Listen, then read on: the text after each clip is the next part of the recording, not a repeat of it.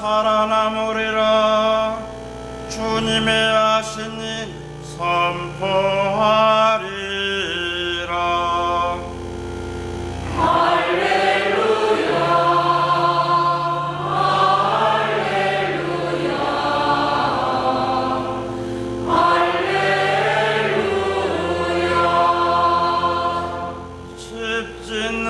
이들이 내버린 돌 모퉁이의 머릿돌이 되었네. 주님이 이루신 일 우리 눈에는 놀랍기만 하네.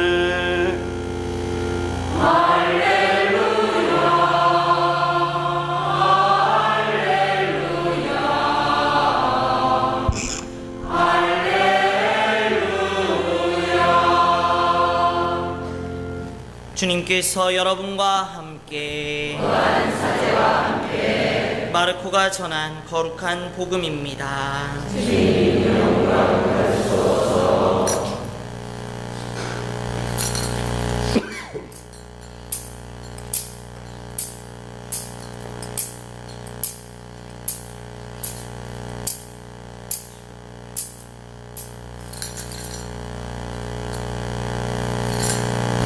안식일이 지나자 마리아 막달레나와 야고보의 어머니 마리아와 살로메는 무덤에 가서 예수님께 발라드리려고 향료를 샀다. 그리고 주간 첫날 매우 이른 아침 해가 떠오를 무렵에 무덤으로 갔다. 그들은 누가 그 돌을 무덤 입구에서 굴려내 줄까요? 하고 서로 말하였다.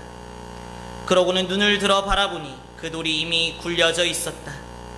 그것은 매우 큰 돌이었다. 그들이 무덤에 들어가 보니 웬 젊은이가 하얗고 긴 겉옷을 입고 오른쪽에 앉아 있었다. 그들은 깜짝 놀랐다. 젊은이가 그들에게 말하였다. 놀라지 마라. 너희가 십자가에 못 박히신 나자렛 사람 예수님을 찾고 있지만 그분께서는 되살아나셨다. 그래서 여기에 계시지 않는다. 보아라, 여기가 그분을 모셨던 곳이다. 그러니 가서 제자들과 베드로에게 이렇게 일러라. 예수님께서는 전에 여러분에게 말씀하신 대로 여러분보다 먼저 갈릴레아로 가실 터이니 여러분은 그분을 거기에서 뵙게 될 것입니다. 주님의 말씀입니다. 그리스도님 찬미합니다. 앉으십시오. 참 예수님, 할렐루야, 할렐루야,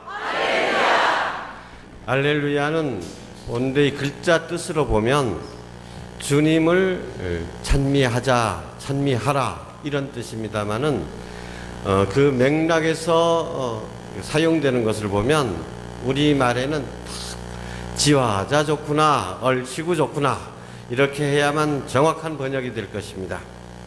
오늘은 참으로 할렐루야가 어울리는 날입니다.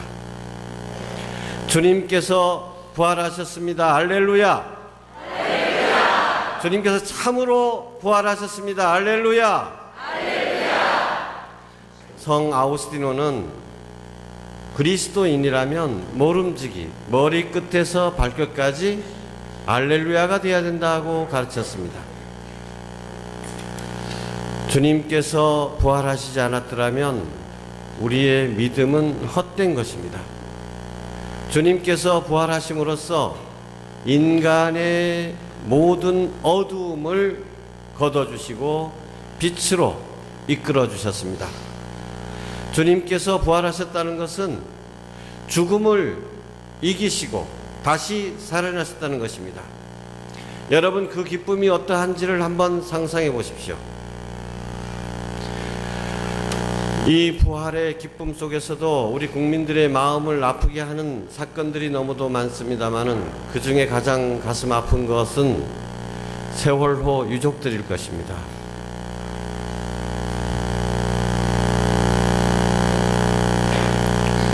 지금 이 세월호 유족들은 정부가 진상규명을 외면하고 돈으로 모든 것을 해결하려고 한다 그러면서 우리가 언제 돈을 발했냐?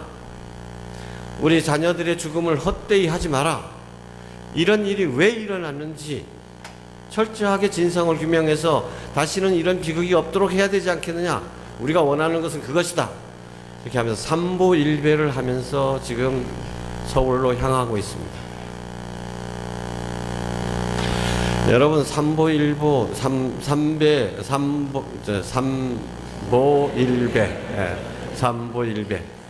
한번 해보십시오. 아니, 진짜로 해보시라고. 저는 이 강정 주민들과 함께 한번 해봤습니다만, 강정 주민들은 저기서 저 종합운동장에서부터 도청까지 그렇게 하는데, 우리 보고는 너무 힘드니까 중간에 합류하십시오 해가지고 마리나 호텔 그쪽에서 도청까지 갔습니다. 그것도 웃지 마십시오. 그것도 얼마나 죽는지 아십니까, 여러분? 근데 안산에서 서울까지 가고 있습니다, 지금. 그런데 거기에다가 어떤 사람은, 새누리당 국회의원은 그거 인양하는데 돈 너무 많이 드니까 거기 공원으로 만들어 보자, 이게. 뭐 공원으로. 공원이라는 게 뭡니까? 그 사람들 많이 왔다 갔다 하라는 얘기 아니에요. 그 밑에 그 자기 새끼들이 그냥 그 있는 것 같은데 거기 공원으로 해가지고 놀러 다니다, 그게. 자, 그런데 그 얘기를 하자는 것이 아니라, 그런데 그래서 시신도 못 찾고 해가지고 죽었으려니 했던 그 아이가 무인도에 어떤 애 갔당, 사람도 못 만나고 해서 어찌어찌 해다가 딱 나타났다고 하면, 여러분 구출돼서 나타났다고 생각해 보십시오. 그 기쁨이 어떠할 것인가? 그 기쁨이 바로 할렐루야인 것입니다. 사도들이 자신들이 걸었던 모든 희망이 여지없이 무너지고 말았습니다. 그야말로 땅이 밑바닥까지 퍽 꺼진 것이죠. 그런데 그런 제자들에게 주님께서 부활하셨다는 소식이 들려옵니다. 이때 하는 얘기가 할렐루야입니다. 여러분, 아드님의 시신을 십자가에서 내려가지고 품에 안으셨던 그 성모님께서 당신 아드님이 다시 살아나셔서 나타나셨을 때 그 기쁨이 어떠했을지 상상해 보십시오. 그때가 바로 할렐루야인 것입니다. 여러분 마음속에 주님을 찬미하라. 주님께서 참으로 승리하셨도다. 주님께서 이제 나도 구원해 주셨도다. 할렐루야라는 이 소리가 끊임없이 되풀이되고 메아리치기를 바랍니다. 여러분 마음 안에서 부활하신 주님의 그 기쁨이 계속 샘처럼 솟아나오기를 기도합니다. 여러분 그 기쁨이 여러분 가정을 촉촉히 적시고 이 사회를 흠뻑 적시기를 기도합니다. 이 부활의 기쁨이 종교의 자유는 물론 먹고 사는 문제도 해결하지 못해서 굶주리고 질병에 시달리고 인간의 기본권마저 제대로 누리지 못하고 있는 북녘의 동포들에게도 널리 퍼질 수 있기를 기원합니다.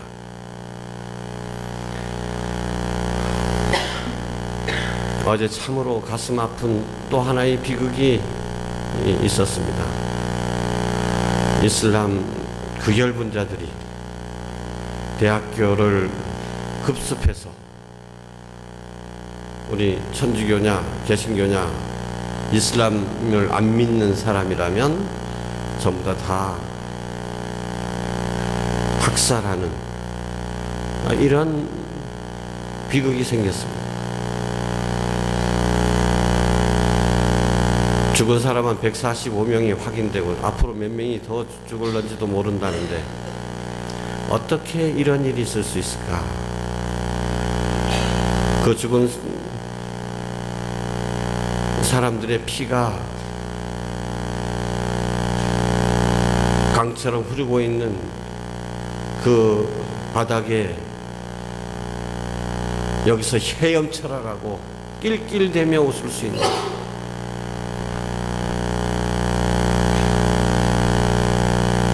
어떻게 이런 일이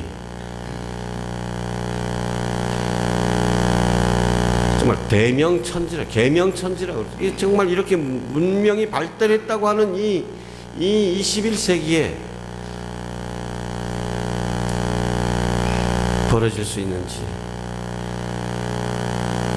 우리가 달나라에 사람을 보내면 뭐합니까? 화성에 우주선을 보내면 뭐합니까?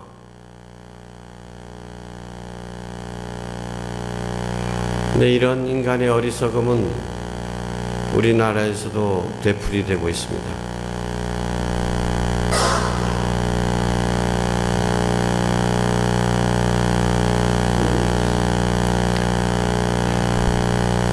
미국에서는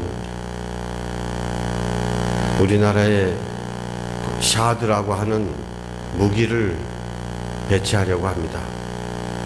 중국은, 러시아는 그거 하면 너네 재미없다 하고 우리를 협박하고, 미국은 이건 너네 안 하면 너 재미없다 하고 강대국들 사이에 끼어서 눈치만 보고 있는 불쌍한 형국입니다.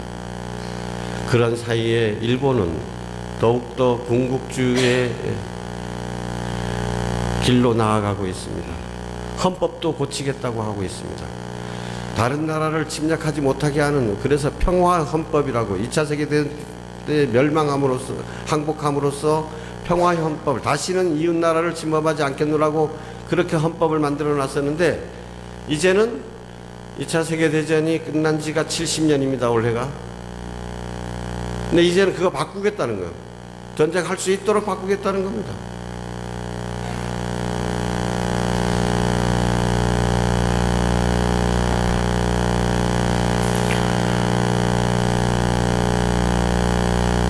참으로 인류는 어리석기 그지없습니다. 이런 세계를 바라보면 정말 주님이 부활하셨는가? 이런 질문을 하게 됩니다. 주님께서 부활하셨다는 것은, 죽음을 이기셨다고 하는 것은 단순히 한 의학적인 죽음에서 다시 살아났다는, 소생했다는 얘기가 아니죠. 죽음은 인간의 어두움의 마지막이었던 것입니다. 그래서 인간의 모든 한계를, 죽음을 극복했다는 것으로서 죽음마저도 극복했다는 거예요. 그런데 현실은 어떻습니까? 부활을 체험하기 이전의 제자들처럼 힘 있는 자들이 득세하는 세상입니다. 제자들은 예수님의 죽음을 바라보면서 어쩔 수 없는 무기력을 절감할 수밖에 없었습니다. 절망 속에 빠졌습니다. 지금 제자들이 느꼈던 그 무기력, 그 절망이 우리를 휘감고 있습니다. 돈 있는 놈이 장땡이다. 힘센 놈이 정이다.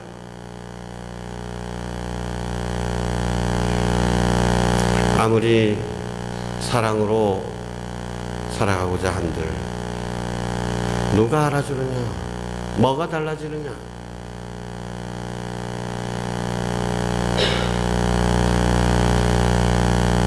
여러분,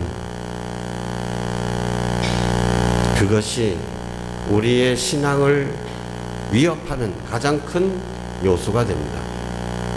그러나 우리가 오늘 이 밤 이렇게 성대하게 알렐루야를 노래하는 뜻은, 세상의 어둠이 아무리 짙게 보일지라도, 불의가 승리하는 것처럼 보일지라도, 사랑이 아무리 허약하게 보일지라도,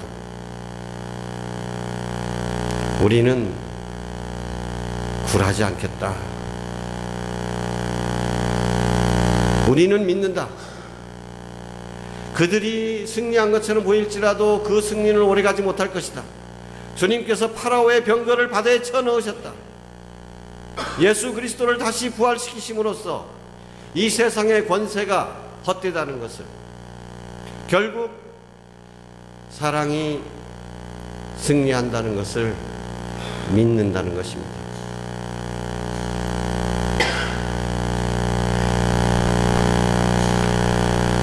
아무리 용서하고 아무리 기다려줘도 회개할 줄 모르고 오히려 더 큰 소리 치는 놈, 주먹으로 한 대 쥐어박거나 고소하고 싶습니다. 정의를 이루고 싶습니다. 근데 그것마저도 잘 안 됩니다. 그럼 우리는 어떻게 해야 할까요?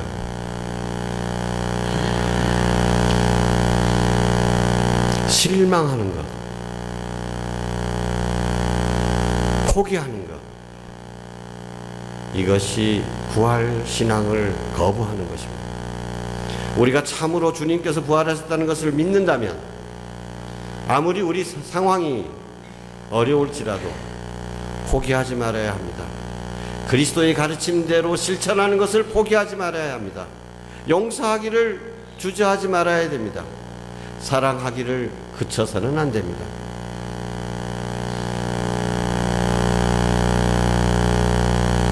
그래서 뭐가 달라졌는데?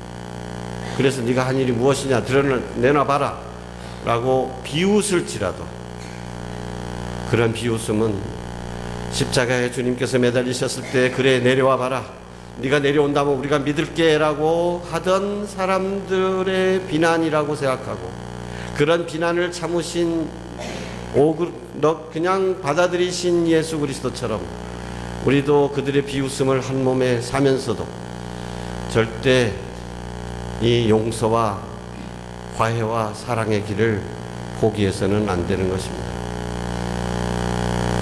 어쩌면 우리가 이 세상을 마칠 때까지도 승리를 보지 못할지도 모릅니다. 그러나 여러분, 사랑이라고 하는 것은 바로 여러분이 실천하는 그 순간부터 승리가 이미 시작되는 것입니다. 여러분이 마음속에 그렇게 사무쳐뒀던 미움을 걷어버리고 용서하기로 결심하는 그 순간부터 승리는 이미 시작되는 것입니다. 여러분들이 무관심에서 벗어나서 이기심에서 벗어나서 작은 이웃들에게 다가가려고 결심할 때 첫 발을 내딛는 순간부터 이미 부활의 승리는 시작되는 것입니다. 그것은 역사 안에서 수많은 순교자들이 증언해주고 있습니다. 피로써 증언하고 있습니다. 교행자매 여러분, 세상이 더욱더 폭력과 증오로 범벅이 되고 모든 사람이 거기에 휩쓸려 갈 때, 그래서 우리의 신앙마저도 위협받을 때, 그러나 이때가 바로 가장 절실히 주님의 부활이 필요한 때입니다. 부활하신 주님께서 앞서서 우리를 부르십니다. 이 세상의 불의에 지지 말아라. 이 세상의 어둠에 지지 말아라. 나와 함께 온전히 죽을 수 있겠느냐? 그래서 나와 함께 부활하겠느냐? 새 삶으로 나아가겠느냐? 오늘 이 시간 미사를 거행하면서 알렐루야를 외치면서 주님께서 걸어가신 그 길 저희도 끝까지 따르겠습니다. 그래서 주님과 함께 온전히 죽고 주님과 함께 부활하겠습니다 라는 다짐을 봉헌하도록 합시다. 우리가 이기적인 생각을 버릴 때마다 거짓된 나 자신을 십자가에 못 박는 것이다. 내가 증오를 버리고 미움을 버리고 용서하기로 결심할 때마다 그때 미움으로 가득 찬 내 자신은 십자가에서 죽고 사랑으로 거듭 태어나게 되는 것입니다. 우리는 이것을 증거해야 됩니다. 저마다 자기 자신만을 생각하고 자신의 이득만을 챙기는 이 세상에서 사랑의 삶의 위대함을, 그것이야말로 진짜로 사람이 사는 법이라는 것을, 그때야말로 진짜 인간답게 살 수 있다는 것을, 그것이 참으로 인생의 의미가 있는 삶이고, 그것이야말로 이 세상에서도 참된 행복을 누릴 수 있는 길이라는 것을 증거하는 한 줄기 빛이 되어야 하는 것입니다. 이제 우리는 빛의 예제를 거행하고 이 강론과 더불어서 이 말씀의 전례를 끝내게 되고 세 번째 세례 예식을 거행하게 됩니다. 교행자매 여러분께서는 세례받는 분들을 바라보시고 기도해 주시면서 우리가 이미 받은 세례를 기억하고 우리가 세례 때 했던 약속들을 다시 한번 되풀이합시다. 주님과 함께 죽고 주님과 함께 살아나서 이제 새로운 하느님의 자녀로서의 삶을 다짐하도록 합시다. 아멘.